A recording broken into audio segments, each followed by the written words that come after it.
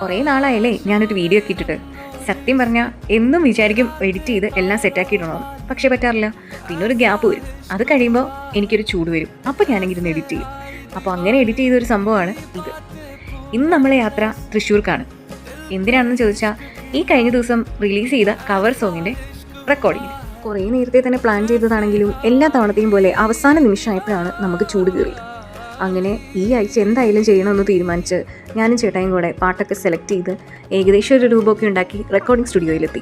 2-3 songs select ചെയ്തു എന്നല്ലാതെ ഞങ്ങളൊന്നും പ്രാക്ടീസ് പോലും ചെയ്തിട്ടില്ലായിരുന്നു കേട്ടോ. അതിൻ്റെ എല്ലാ കുറവുകളും കേൾക്കുമ്പോൾ മനസ്സിലാകാനുണ്ട്.